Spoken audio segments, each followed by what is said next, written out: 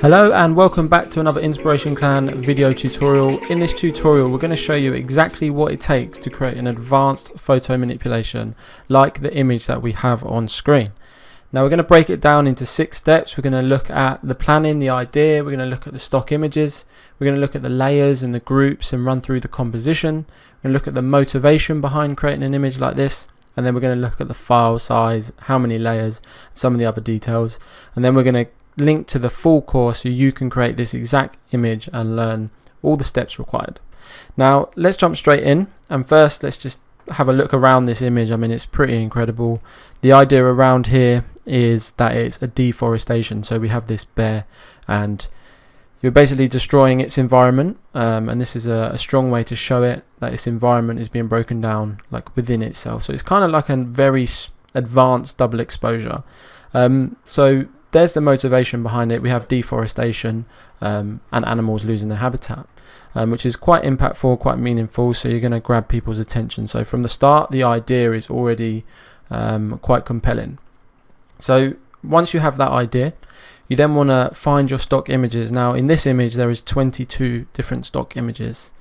We have this main image of the bear. I'm just going to turn these all off and I'm just going to run through them so we can see what sort of images we've got. So we've got some dirt, we've got some hills, we've got some more hills, and some more hills, and some, that's like a construction almost, a little JCB in there. We have some forest and some larger elements, some trees. We've got this truck, some more images of deforestation. We've got this big axe. We've got some smoke that we applied. We've got more logs, more trees, deforestation, again more deforestation, more trees, some destroyed habitat, again more logging, deforestation. We've got some people just to add some finer details. We've got some logging, deforestation again, fire, obviously a big part of deforestation, more smoke, not sure what this one is. This one is birds, and here we have the main event, which is the bear. So these 22 images have to be combined, the lighting, the levels, the shadows, the highlights, everything adjusted to make sure that they all come together perfectly. Obviously they've all got a different light source, for example, so you have to unify the light source. So that's the idea behind it, and before you start your composition, you kind of need all these stock images, and you can start to place them roughly into your sort of your composition. See exactly how you want it to look at the end. Create a rough idea.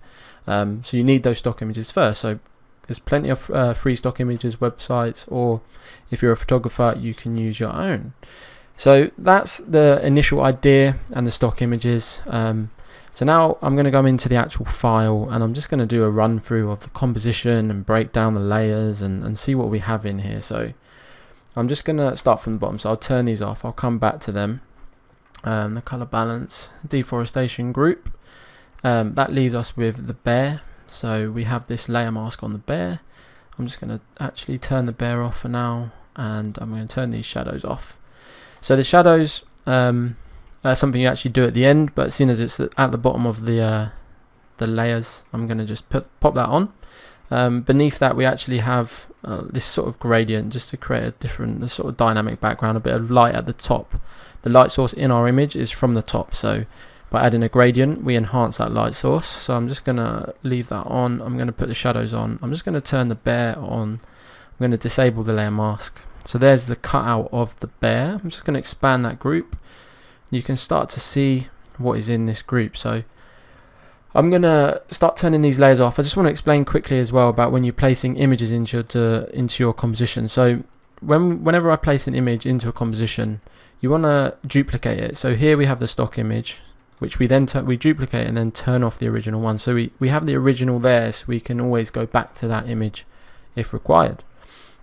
So we've got the layer mask there, so if I disable the layer mask, you can see, so that's enabled there. So we cut the bear out, which is quite a task considering all the fur on the bear, so nice and neat, take your time. And then I'm just going to start turning these layers off so we can see a little bit better. So we've got the light and shadows and the eye color. So let's go ahead and pop some of these on. So we've got a high pass filter there. I'm just going to zoom in a little bit so we can see a bit better on the bear. So we have a high pass, so that's before and after. That is to sharpen up the bear, and another high pass to sharpen the bear further. We then have various levels, lighten the bear. And this levels lightens the ears and the nose. This levels brightens the eyes. The hue and saturation adds some more reds into the bear. And then we've got a light and shadows on a 50% grey level. So that changes the whole lighting and shadows on the bear himself. And then the eye colour, adding some more browns in. We've also got this dirt layer, which is down here. So just to add some fine details, put that in. So if I expand that as well, we can see how many layers are in the dirt layer. So we've got this dirt here, and then we've also got the levels just to change up the lighting, make it a little bit lighter. So that's the bear. And then let's go out a little bit, zoom out so we can see. So if I just close the bear group up, and then what we've also got is the layer mask on the group. So this, if I enable that, cuts out the back, and that's where all the deforestation is going to go. So perfect there. That's why you can see as well, this isn't cut super clean, so we didn't need to, so don't waste any time. We know that this bit's going to be cut out, and that's the sort of things you'll find out when you're doing your initial composition and placing the stock images together. So let's enable that layer mask, and then we've got the deforestation layer. I'm just going to duplicate this layer, this group, sorry.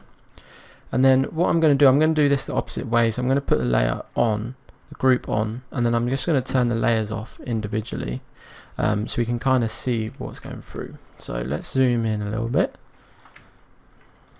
and I'm just going to start turning these off. So we've got the birds up at the top here, so you see them go, and the levels, so super detailed. We've got clouds, so turn them on and off, and then we have more smoke. We have some smoke again. We've got levels on that smoke, so turn the levels off.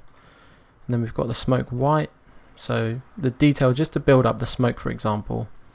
And then we've got more levels adjustment on the fire, so there's the actual fire just placed in there. Let's turn that off. And then we start editing the trucks and the deforestation stock images. So this is this main truck down here, so hue and saturation, and then we've got levels, we've got another levels, and then we've got the truck itself, and then we've also got the stock image, as I said. So always place the original stock image into the work file. Next we've got the men, so you can see the men there. If I turn the hue and saturation off, color, and then also the levels which darken them, so let's turn them off. You can see we've then got this main truck, so let's turn the hue and saturation off there. You can see it's much brighter, the orange is there. Let's turn the levels layer off, so it's brightened up. So again, that's a good example. So if we put the hue and saturation on and the levels on, we needed to create global lighting, global shadows, just so all the images blend, global colors. So you need to edit every single image you place into your composition. So that is, for example, the hue saturation. This wood is much brighter than this wood on the axe and all the other wood in the scene. So you need to add a hue and saturation to make sure it matches. And then without the levels, it's too bright. It's much brighter, especially this is in a lower part of the image. So these images up here will be brighter because they're closer to the light source, which is coming from the top. So we need to darken this up. Therefore, we need the levels on. So it's a good example. Let's just turn that truck off, go down a little bit further. Then we've got some ground elements, so you can see there. Let's completely removed all those harsh greens, and then levels which darkened it up. Let's turn that off, and then we've got the central scene, which is a main element here. So we've got again hue saturation on there, and we've also got the levels on there. Let's turn that one off. Now we've got the wood, so that's the wood here, nicely blended in. That's quite an area sort of where it blends in with the actual fur and the bear, so that one's nicely blended. So we've got color on there, hue and saturation on there to remove the greens, levels which darkened it up, levels again which darkened it up, and then there's the actual stock image itself. And then we've got smoke turn that smoke off. We've got the axe, for example. Let's turn the hue saturation off. There you can see it's super orange and super bright. So that's what it looked like when it was placed into the scene. Then we added all these adjustment layers, and finally the hue saturation to blend it in nicely. So let's turn all those off. And then we have this main truck on the right hand side. Same principle, hue saturation levels. Turn him off. Then we've got the dirt layer, which is, let's have a look. That's the dirt over on the right, which is sort of falling off the scene. We'll see that better when we put all of these layers back on. Let's turn that off for now. With the hue saturation on the dirt layer as well. We've got hue saturation on these trees to make the greens washed out a little bit. And then the levels as well. And then we've also got, in the forest, we've got various layers in the forest group. So let's go down a little bit. Lost the layers. There's so many layers. So let's turn this forest off, and this forest you can see there. Then we've got the dozer, which again had a hue saturation levels. Let's turn him off. There's the dozer, and then it continues in the same way with the hills. I'm just going to click through, turn these off so you can see. And then we've got the other hill on the right. Then we've got the main mountain. So there you go. That is all of the layers that went into creating that deforestation scene, if you like. So I'm just going to scroll up. I'm going to come to the top there, and let's close that group out. Let's turn that one off and turn this duplicate on, the one that we copied before we started turning all the layers off. So there you go. There you can see the scene all together. We also, if we disable that Lemos, we created, it's easier to create your group and then apply a global layer mask. It's easier to kind of create your composition, your full composition, this scene, and then come in and create a layer mask just to blend it nicely with the bear. Very long-winded, not going to lie. It's very hard to stay motivated. You're doing the repetitive tasks over and over, but you have to stay with it in order to create a result like this. And then we do various things at the end of any photo manipulation, composition. To create a better blend, you want to create global adjustments. So here, for example, we adjust the color, create a color balance adjustment globally. And then you flatten all the layers, which gives us this layer, and from here we can perform some other edits. So what we did then is globally adjusted the lights and the shadows. Now if I zoom in, be able to see this better. So our light source is at the top, it's coming from up here, this area. So if I turn this off, you're going to see the lighting go. So look along these top edges of the wood, you're going to see the lighting effects enhance. So it's a good example on the axe here. So this top area of the axe is now bright and this underside is darker. So that is the sort of detail you need to go to create unification in the lighting. So let's zoom back out, nicely placed. And then we added noise. Now one of the reasons you add noise, it's very subtle, but when you're using multiple stock images together, they all have different grains and different textures, which can make your composition the images don't look as one. So you create noise to sort of unify the graininess within the images. And then in all the documents, just add a final layer, name it final, so you know that you're finished, because doing a composition like this may take hours and hours. So when you're finally finished, create the layer and then you're done. Also helps when you're sharing your file, people know that that is the final one, that is the layer they can use. So that's how you sort of break it down. That's the composition. If we look here, if we expand all these groups, we can see, let's just delete that group. We've turned these layers back on, so it's fine. I thought we were going to lose everything there in the deforestation in this group, but we're all good. You can see here that we have 109 layers in 6 groups. So it's relatively big. I wouldn't say it's massive. You could have a lot more depending on the amount of stock images, kind of depends on how many layers. You can view that by coming into this, click on this little arrow here and just click layer count. I want to talk quickly about motivation and the time taken to do these. It's often hard when you start a photo manipulation, a composition, or anything in sort of the art world.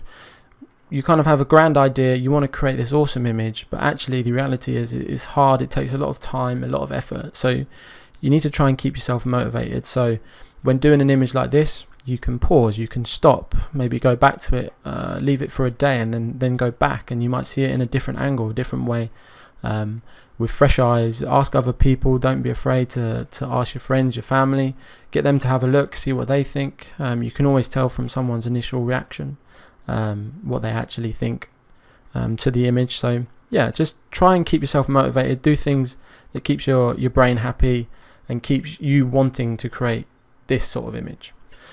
So there we go, that is the full run through, that is the full breakdown. I hope you enjoyed. I hope it gave you a good insight into what is needed to create a photo manipulation like this. Now, this is actually a full course on our website, which can be found in the link below. We run through every single step on how to create this image. So it's perfect if you're getting into Photoshop or you're an advanced user. It's a good run through. You can follow along in the video tutorials and you'll learn every single step. So thank you very much for joining me in this video. I hope to see you in the next one.